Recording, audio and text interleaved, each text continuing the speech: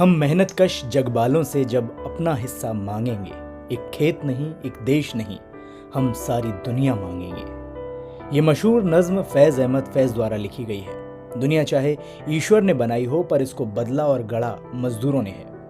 ऐसे काम जिसे हम और आप सिर्फ सपने में ही सोच सकते हैं, वो इनके दो हाथ बड़े आसानी से अंजाम तक पहुंचा देते हैं और बदले में मांगते हैं सिर्फ और सिर्फ 8 घंटे काम के लिए, 8 घंटे आराम के लिए और 8 घंटे अपनी मर्जी के लिए। जी हाँ, बस इतना सा इतिहास और संघर्ष है मजदूर का। लेकिन हक की लड़ाई में इन मजदूरों के हिस्से में क्या आया? आज उनका दिन है। मई दिवस के बारे में बात करें उससे पहले आपको थोड़ा इतिहास में लिए चलते हैं। 1886 की बात है। मई का महीना था और तारीख थी 1। विश्व महाशक्ति कहे जाने वाले अमेरिका के शिकागो के हेमार्केट मार्केट में मजदूर आंदोलन कर रहे थे। इनकी मांग थी कि वे 8 घंटे से ज्यादा काम नहीं करेंगे। इस हड़ताल के दौरान शिकागो की हेमार्केट में बम ब्लास्ट हुआ, जिससे निपटने के लिए पुलिस ने मजदूरों पर गोली चला दी, जिसमें कई मजदूरों की मौत हो गई और 100 से ज्यादा लोग घायल हो गए। इसके बाद 1889 में अंतर्राष्ट्रीय समाजवादी सम्मेलन में ऐलान किया गया कि हेमार्केट नरसंहार में मारे गए निर्दोष लोगों की याद में 1 मई को अंतर्राष्ट्रीय मजदूर दिवस के रूप में मनाया जाएगा और इस दिन सभी कामगारों और श्रमिकों का अवकाश रहेगा।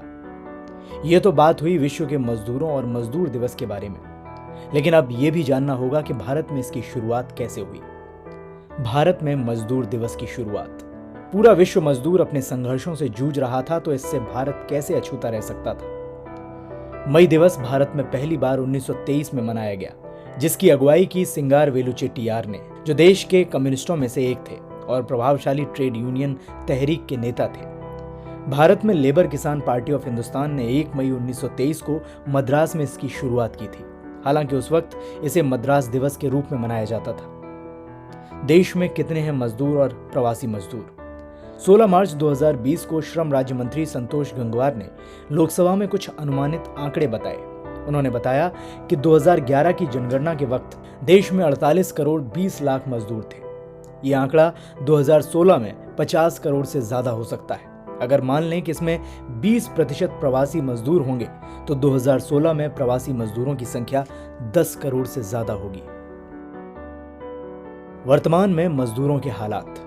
कोरोना काल में प्रवासी मजदूरों को किन किन दिक्कतों का सामना करना पड़ा, इससे हम सभी वाकिफ हैं। यही वजह रही कि देश में आज मजदूरों के लिए हमारी सरकारों की तरफ से मनरेगा के दैनिक भत्ते में बढ़ोतरी के साथ फ्री राशन, आवास, श्रमिक कार्ड, जनधन योजना, प्रधानमंत्री श्रम योगी मानधन योजना, मजदूर अनुदान योजना जैसी तमाम योजनाएं केंद्र और राज्य सरकार द्वारा चलाई गई, जिसका लाभ हमारे देश के संगठित और असंगठित क्षेत्र के मजदूरों को हो रहा है।